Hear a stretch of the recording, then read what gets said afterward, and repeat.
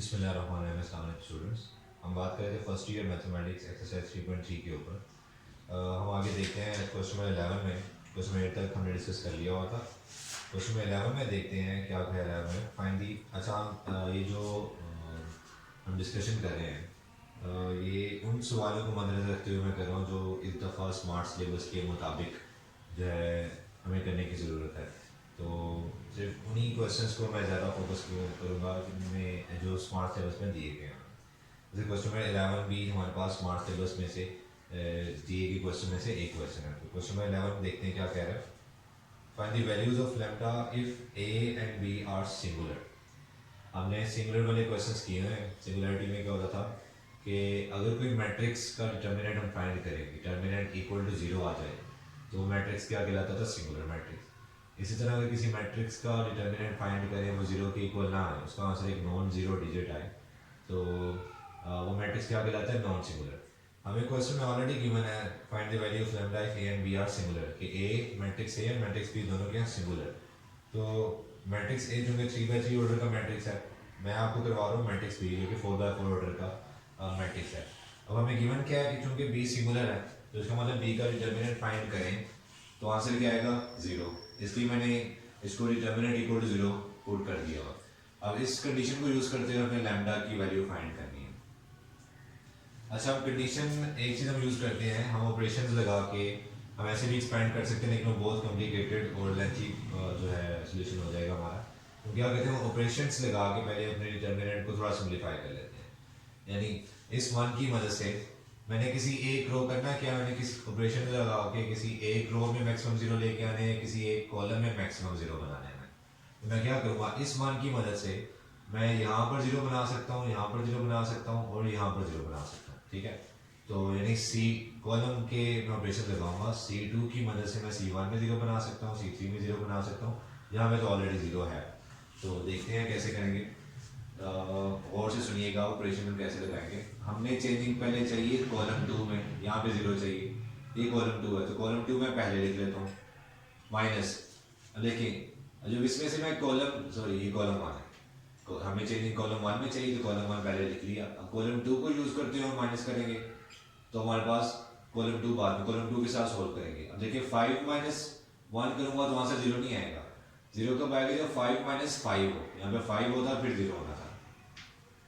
तो इसका मतलब हमें ऑपरेशन लगाने के लिए कॉलम 2 को 5 से मल्टीप्लाई करना पड़ेगा ताकि ये 5 के इक्वल हो जाए, फिर माइनस करें तो यहाँ पे 0 आ जाए। ठीक है, इस तरह कॉलम 3 में हमें चेंजिंग चाहिए यहाँ पे, तो कॉलम 3 पहले रखेंगे। इसे भी हमने माइनस करना है 1 में से। 1 कौन सा कॉलम है? ये कॉलम 2 में है। अगेन अगर मैं C3 माइनस C1 करूंगा तो यहाँ पे 0 नहीं आएगा। यहाँ पे 0 बनाने के लिए हमें यहाँ पर भी 2 चाहिए। तो क्या करेंगे, कॉलम 2 को अब चूंकि 2 के इक्वल करना है 1 को, तो इसको पूरे कॉलम को 2 से मल्टीप्लाई करके यहाँ में 2 ला सकते हैं। ठीक है, यहाँ पे ऑलरेडी 0।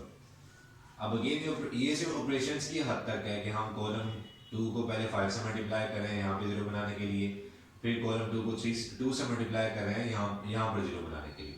ये सिर्फ ऑपरेशंस की हद तक है। चेंजिंग सिर्फ कॉलम 1 और कॉलम 3 में आएगी। अच्छा, अपनी आसानी के लिए मैं क्या करता हूँ, आप लोग भी ऐसे कर सकते हैं कि मैं इस ऑपरेशन को, चूंकि मैंने कॉलम 1 और कॉलम 2 के दरमियान अप्लाई करना है 4 एंट्रीज के दरमियान, तो इसको मैं 4 दफ़ा लिख लेता हूँ।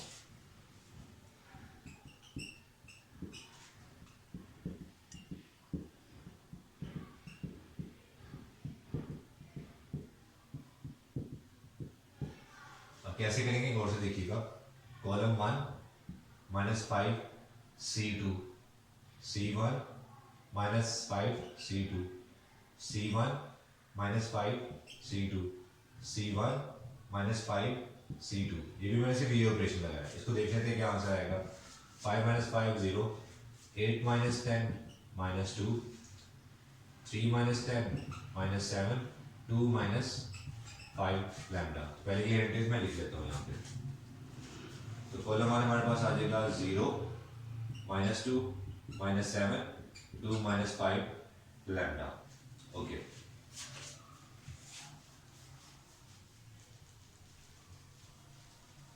अब सेकेंड ऑपरेशन की बात करते हैं। सेकेंड ऑपरेशन हमारे पास क्या है, कॉलम 3 माइनस 2 C2। अगेन ये कॉलम 3 और कॉलम 2 के दरमियान 4 एंट्रीज के लिए अप्लाई करना पड़ेगा, तो उसको मैं 4 दफ़ा लिख लेता हूँ।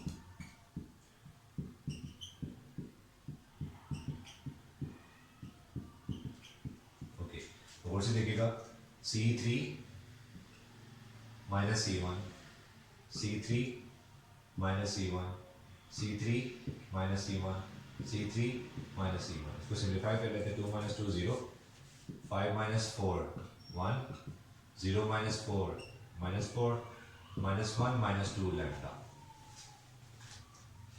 तो कॉलम 2 जो कि हमारा एज इट इज रहेगा, तो 1 2 2 लैम्डा एज इट इज आ गया। कॉलम 3 में चेंजिंग्स आ रही है, तो ये सारी चेंजिंग्स कॉलम 3 में लिखेंगे। 0 1 माइनस 4 2 लैम्डा। इस तरह कॉलम 4 भी हमारा एज इट इज रहेगा, क्योंकि वो ऑलरेडी 0 है, इक्वल टू 0। अब क्या करते हैं, हमारे पास हम कंडीशन क्या देखते हैं, हम अपनी आसानी के लिए 0 बना लिए रो 1 में। तो रो 1 में चूंकि मैक्सिमम 0 है, तो इसको रो 1 से ही एक्सपैंड कर देते हैं।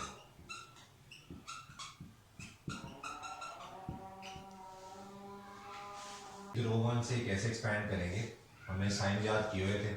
रो 1 से एक्सपैंड करें तो फर्स्ट एंट्री का साइन होता है 0। अब 0 का डिटर्मिनेंट यहाँ पे लिखने की जरूरत नहीं है, क्योंकि हमें पता है वो डिटर्मिनेंट 0 से मल्टीप्लाई होकर 0 हो जाएगा। नेक्स्ट एंट्री का साइन होता है -1, माइनस साइन होता है, चूंकि 1 है तो 1 आ गया। अब क्या करेंगे, इसका डिटर्मिनेंट कैसे लिखेंगे, 1 के कॉलम और 1 की रो को इग्नोर करेंगे, बाकी क्या आ जाएगा, -2 -7 2 -5 लैम्डा 1 -4 -1 -2 लैम्डा 1 1 3। ओके जी, आगे गेन आगे आ जाएगा +0 -0, तो वो लिखने की हमें जरूरत नहीं है। तो हमारे पास इसको सिंप्लीफाई करेंगे तो क्या आएगा, -1, ये आ गया -2 1 1 -7 -4 1 2 -5 लैम्डा -1 -2 लैम्डा लास्ट में 3। अगेन अभी भी आप इसको, आपकी मर्जी है, आप किसी भी एक रो या किसी एक कॉलम से एक्सपैंड कर लें, लेकिन हम इसको क्या करते हैं, हम इसको ऑपरेशंस लगा के मज़ीद सिंप्लीफाई कर लेते हैं। मैं इस 1 की मदद से यहाँ पर और यहाँ पे 0 बना देता हूँ। तो गौर से देखिएगा, मैं 0 बनाना चाह रहा हूँ C1 में, तो चेंजिंग मुझे C1 में चाहिए, तो C1 में पहले लिख लेता हूँ। अब C1 में से डेफिनेटली, अब तो पहले तुमने क्या किया था, यहाँ पे साइन सेम था इसलिए माइनस किया था, क्योंकि साइन सेम हो तो माइनस करेंगे तो फिर आपका आंसर 0 आ सकता है। यहाँ पे ऑलरेडी साइन सेम है इन दोनों का, यानी ऑलरेडी साइन डिफरेंट है, ये 1 पॉजिटिव है और ये नेगेटिव है। अगर मैं इन दोनों को माइनस कर दूँ, फॉर एग्जांपल एक वैल्यू है 1, एक है -2, मैं इसको माइनस करके 0 नहीं बना सकता। इसको अगर मैं माइनस करूँगा, या इसको मैं एक एग्जांपल, दूसरी एग्जांपल देता हूँ आपको। एक वैल्यू है 2 और एक वैल्यू है -2, डेफिनेटली मैं इन दोनों को माइनस करके 0 नहीं बना सकता, क्योंकि ऑलरेडी साइन डिफरेंट है, तो इन दोनों को मैं ऐड करके 0 बना सकता हूँ। तो यही चीज़ आप यहाँ पे देखिएगा। अब मैं C1 पे 0 बनाना चाह रहा हूँ इस 1 को यूज़ करते हुए, C3 का 0 यूज़ करते हुए। तो अगेन पहले तो मैं C3 को C1 की इक्वल बना लेता हूँ, C1 प्लस C3, डेफिनेटली दोनों के साइन डिफरेंट है तो ऐड करके ही आएगा, लेकिन C3 1 है, ये यहाँ पर 2 होगा तो फिर मैं -2 + 2 करूँगा 0 आएगा, ठीक है। तो इसलिए C3 को यहाँ पे 2 बनाने के लिए C3 को किससे मल्टीप्लाई कर देंगे, 2 बनाने के लिए 2 से मल्टीप्लाई क्यों किए, ताकि यहाँ पे 2 आ जाए, फिर -2 + 2 करें तो यहाँ पे 0 आ जाए। यहाँ पे 0 क्यों आएगा, क्योंकि C1 पहले लिखा हुआ चेंजिंग उसमें आएगा। इसी तरह आगे देखिएगा, C2 में चेंजिंग चाह रहा हूँ, तो यहाँ पे भी 1 है, यहाँ पर भी 1 है, तो again C2 - C1, C2 - C3, ठीक है। सिंप्लीफाई कर लेते हैं। अब चेंजिंग C1 में आ रही है, C2 में आ रही है, C3 में नहीं आ रही, तो इसको लास्ट में लिख लेते हैं 1 1 3, क्योंकि जिस तरह हमने पहले ऑपरेशन लिखे थे C1 - 2 C3, मुझे 3 एंट्रीज के लिए अप्लाई करना है। तो आप अगेन ऐसे लिख के सॉल्व करके जो है यहाँ पे जो भी आंसर आएगा लिख सकते हैं। तो मैंने ऑलरेडी सॉल्व किया और उसको मैं, मेरे वक्त की कमी की वजह से मैं इसको लिख लेता हूँ। तो C1 - 2 C3 के बाद हमारे पास क्या आंसर आएगा, 0 -5 8 -5 लैम्डा। अच्छा, C2 - C3 के बाद हमारे पास आएगा 0 -5 -4 -2 लैम्डा, ठीक है। अब ये दोनों ऑपरेशंस लगाने के बाद देखिए हमारे पास रो 1 में मैक्सिमम 0 वाले, तो अगेन इसको एक्सपैंड कर लेते हैं रो 1 से, ठीक है।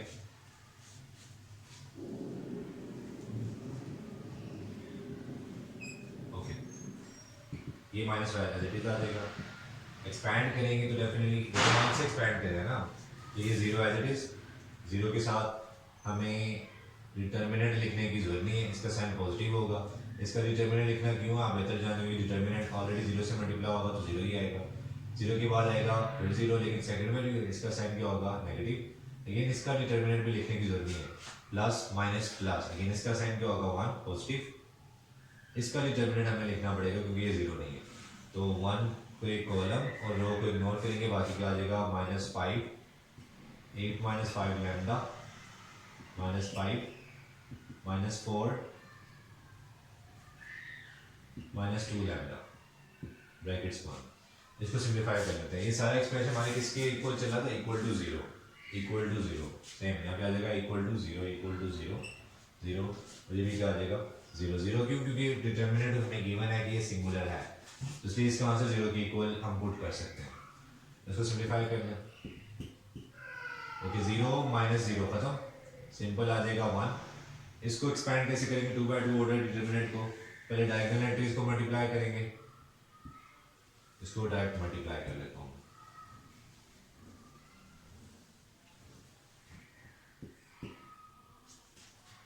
ओके, -5 को इन दोनों से मल्टीप्लाई करेंगे, -5 × -4 plus 20, -5 × -2 lambda, 10 lambda, minus, okay, इन एंट्रीज को चूंकि आगे जगह नहीं है मैं नीचे लिख देता हूँ। -5 को इन दोनों से मल्टीप्लाई करेंगे, -40 प्लस 25 लैम्डा ब्रैकेट 1, ओके, तो ये -1 बाहर एज इट इज चलता जाएगा। इसको थोड़ा सिंप्लीफाई कर लेते हैं, 20 + 10 लैम्डा, माइनस को उधर मल्टीप्लाई करेंगे, sign change, 20 + 40 60, 10 lambda -25 -15 lambda equal to 0 चल रहा है साथ। माइनस को उधर मल्टीप्लाई करेंगे तो साइन चेंज हो जाएंगे, तो जगह 15 लैम्डा -60 इक्वल टू 0। लैम्डा की वैल्यू फाइंड करनी है, उसके लिए रीअरेंज कर लेते हैं, -60 को ट्रांसपोज करेंगे तो 60 = 15 लैम्डा। लैम्डा की वैल्यू फाइंड करने के लिए 15 लैम्डा के साथ मल्टीप्लाई हो रहा है, इधर आके डिवाइड होगा तो लैम्डा का आंसर आ जाएगा 4। इस तरह क्वेश्चन में 11 का जो ए पार्ट है, ए मैट्रिक्स है, ये 3/3 ऑर्डर का डिटर्मिनेंट है, तो आप इसको आसानी से किसी भी रो या किसी भी कॉलम के साथ एक्सपैंड कर सकते हैं और इसका आंसर निकाल सकते हैं। बस आपने ये कंडीशन याद रखनी है कि आपको ये गिवन है क्वेश्चन में कि मैट्रिक्स सिंगुलर है, उसका मतलब इसका जो भी डिटर्मिनेंट का आंसर आएगा उसे इक्वल टू 0 पुट कर सकते हैं, क्योंकि अगर आप ये कंडीशन यूज नहीं करेंगे तो आप लैम्डा की वैल्यू भी फाइंड नहीं कर पाएंगे। तो ये क्वेश्चन नंबर 14 के ऊपर बात करते हैं। क्वेश्चन नंबर 14 में आपको कहा जा रहा है verify that AB whole inverse is equal to B inverse into A inverse. ये चीज़ हमने डिस्कस की थी कि जब भी होल इनवर्स होगा तो ये हमेशा उल्टा ओपन होगा, यानी B इनवर्स पहले आएगा और A इनवर्स पहले आएगा।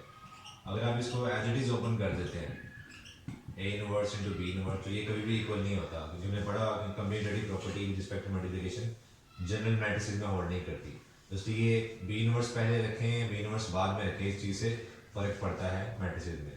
तो इस चीज़ का ख्याल रखिए कि होल ट्रांसपोज हो या होल इनवर्स हो, ये हमेशा उल्टा ओपन होगा, ठीक है। ओके, तो मैं आपको थोड़ा गाइड कर देता हूँ क्वेश्चन नंबर 14 कैसे होगा। आपने प्रूव करना है भी whole inverse is equal to B inverse into A inverse, तो A और B आपको गिवन होगा। पहला काम आपने क्या करना है, आपने लेफ्ट हैंड साइड लेनी है, इसमें A B आप फाइंड करेंगे, यानी A को B से मल्टीप्लाई करेंगे, एक आंसर आएगा मैट्रिक्स के फॉर्म में। फिर आपने उसका इनवर्स फाइंड कर लेना, AB होल इनवर्स, वो किसके इक्वल होगा, adjoint of AB over AB determinant, ठीक है। अब डेफिनेटली A और B को मल्टीप्लाई करेंगे तो आपके पास एक मैट्रिक्स की फॉर्म में आंसर आएगा, उसी का आपने डिटर्मिनेंट फाइंड करना है और उसी का आपने एडजॉइंट फाइंड करना है। ये आपके पास लेफ्ट हैंड साइड ऐसे सॉल्व हो। राइट हैंड साइड कैसे सॉल्व करेंगे आप, राइट हैंड साइड में आपके पास B इनवर्स है और A इनवर्स है, तो आपने करना क्या, आप A इनवर्स फाइंड कर लें अलग से, adjoint of A over A determinant, ठीक है, जैसे फाइंड करते हैं इस तरह B इनवर्स आप फाइंड कर लें, adjoint of B over B determinant. तो दोनों का जो भी आंसर आएगा आपने इसी रेंज में रख के इसी फॉर्म में रखिए, इसको मल्टीप्लाई करना है। यानी पहले ए इनवर्स नहीं रखना, पहले आप बी इनवर्स रखेंगे जो आंसर आया, और ए इनवर्स रखेंगे जो आंसर है, इनको मल्टीप्लाई करें तो डेफिनेटली लेफ्ट हैंड साइड का आंसर राइट हैंड साइड के इक्वल आना चाहिए। ठीक है, ओके। इसी तरह क्वेश्चन नंबर 16 देख लें। 16 कैसे करेंगे, इसमें भी आपको मैट्रिक्स ए गिवन है, तो आपने वेरीफाई करना है ए इनवर्स का होल ट्रांसपोज लें या ए ट्रांसपोज का होल इनवर्स फाइंड करें, आंसर क्या आता है इक्वल। तो कैसे करेंगे आप, अगेन लेफ्ट हैंड साइड में आपको गिवन है ए इनवर्स का होल ट्रांसपोज, तो पहले आप डेफिनेटली ए इनवर्स फाइंड करेंगे। फॉर्मूला क्या है, adjoint of A over A determinant से। ए आपको क्वेश्चन में गिवन है, इसका जो भी आंसर आएगा वो डेफिनेटली एक मैट्रिक्स की फॉर्म में आएगा। ठीक है, तो जो भी आंसर आएगा आपने इसका होल ट्रांसपोज ले लेना है, यानी आपने वैल्यूज पुट करके डिवाइड करके आंसर निकाल लिया इनवर्स का। अब इनवर्स का आप ट्रांसपोज ले लेंगे तो वो आपके पास आंसर आ जाएगा। ठीक है, इसी तरह राइट हैंड साइड क्या है, ए ट्रांसपोज होल इनवर्स, यानी आपको ए जो क्वेश्चन में गिवन है आप पहले उसका ब्रैकेट के अंदर क्या है ट्रांसपोज, पहले आप उसका ए ट्रांसपोज फाइंड कर लें, एक मैट्रिक्स आ जाएगा ट्रांसपोज लेने के बाद, फिर आपने इस मैट्रिक्स का इनवर्स फाइंड कर लेना है, तो वो क्या हो जाएगा ए ट्रांसपोज होल इनवर्स। ठीक है, डेफिनेटली इसका आंसर राइट हैंड साइड के इक्वल आना चाहिए, दोनों का आंसर सेम आना चाहिए।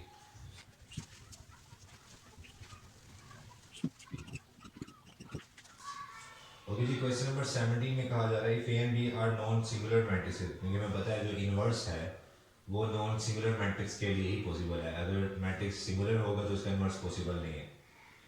क्वेश्चन नंबर 17 दोबारा पढ़ लेते हैं। If A and B are non singular matrices then show that A B whole inverse is equals to B inverse into A inverse. ये तो ऑलरेडी हमें पता है कि ए बी का इनवर्स लें तो उल्टा ओपन होता है। अब हमने ये प्रूव करना है कि इसका इनवर्स जो है इसके इक्वल आएगा। तो एक चीज़ हमने पढ़ी हुई है, किसी भी मैट्रिक्स को उसके इनवर्स के साथ मल्टीप्लाई किया जाए, चाहे लेफ्ट साइड से मल्टीप्लाई किया जाए राइट साइड से मल्टीप्लाई किया जाए, उसका आंसर हमेशा क्या आता है, आइडेंटिटी मैट्रिक्स। ठीक है, ये हमने चीज़ें पढ़ी हैं कि ए को इनवर्स से मल्टीप्लाई करें तो ये क्या होता है आइडेंटिटी, बी को बी इनवर्स से मल्टीप्लाई करें ये क्या होता है आइडेंटिटी, या A inverse into A, B inverse into B, इन सब का आंसर क्या आता है आइडेंटिटी मैट्रिक्स। तो ये चीज़ हम देखेंगे कि अगर तो इस सारे का inverse B inverse into A inverse है तो इसको इसके इनवर्स से मल्टीप्लाई करने से आंसर भी आइडेंटिटी आना चाहिए। ठीक है, हम चेक करना चाह रहे हैं कि ए बी का इनवर्स जो है फाइंड करो, तो ये आंसर आए ना, तो मैं इसको यानी ये ए बी है, इसको इसके इनवर्स से मल्टीप्लाई करके चेक कर लेते हैं क्या इसका आंसर आइडेंटिटी आता है कि नहीं। लेफ्ट हैंड साइड से भी मल्टीप्लाई करेंगे और राइट साइड से भी मल्टीप्लाई करेंगे। पहले राइट साइड से मल्टीप्लाई करते हैं, ब्रैकेट्स ओपन करेंगे तो देखिए ये बी बी इनवर्स से मल्टीप्लाई होकर क्या आ जाएगा आइडेंटिटी मैट्रिक्स, बाकी A and A inverse as it is. लेकिन ए को आइडेंटिटी से किसी भी मैट्रिक्स को आइडेंटिटी से मल्टीप्लाई करें दोबारा भी मैट्रिक्स आ जाता है। ठीक है, तो ये A inverse as it is, again A inverse से मल्टीप्लाई हो रहा है तो क्या आ जाएगा आइडेंटिटी। यानी हमने ए बी को इसके इनवर्स जो हमें गिवन था इसके मुताबिक इसका इनवर्स ये है ना, हम चेक करने के चाह रहे हैं क्या वाकई इसका इनवर्स ये है या नहीं, इसलिए मैंने इसको इसी के इनवर्स से मल्टीप्लाई कर दिया।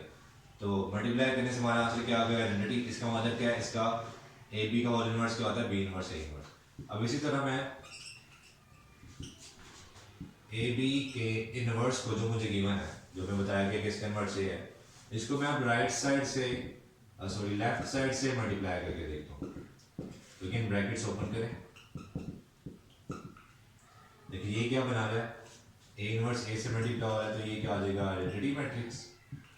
ये किसी भी मैट्रिक्स को आइडेंटिटी से मल्टीप्लाई करें तो दोबारा वही मैट्रिक्स आ जाता है।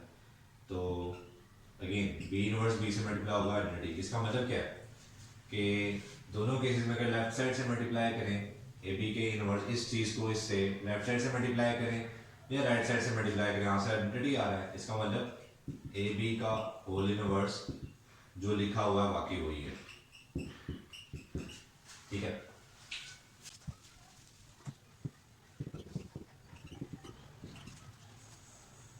इसी तरह 17 का सेकंड पार्ट है, उसमें भी हमें यही प्रूव करना है कि एक नॉन सिंगुलर मैट्रिक्स है जिसका यानी इसका इन्वर्स लें तो दोबारा मैट्रिक्स ए आ जाएगा।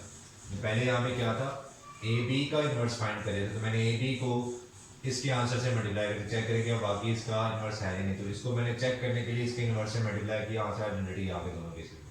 तो ये अब मैंने चेक करना है कि इसका इन्वर्स भी ए के इक्वल आता है कि नहीं, यानी हमें गिवन है कि चेक करें ये इसका इन्वर्स इसके इक्वल है। तो मैं क्या करता हूँ, चेक करने के लिए मैं इस मैट्रिक्स को इससे मल्टीप्लाई कर देता हूँ, लेफ्ट से भी राइट से भी। अगर आंसर आइडेंटिटी आ जाता है तो इसका मतलब ये इस सारे का इन्वर्स है, ठीक है।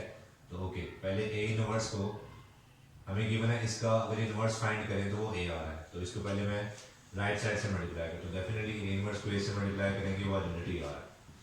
इसी तरह अगर ए इन्वर्स को जो हमें गिवन है कि इसका इन्वर्स लेंगे ए आएगा। अब अगेन चेक करने के लिए मैं इसके आंसर को लेफ्ट साइड से मल्टीप्लाई करता हूँ, तो लेफ्ट साइड से मल्टीप्लाई करने से भी देखें आइडेंटिटी मैट्रिक्स आ रहा है। इसका मतलब क्या है, इसका इन्वर्स फाइंड करेंगे तो वो क्या आएगा, ए आएगा, ठीक है।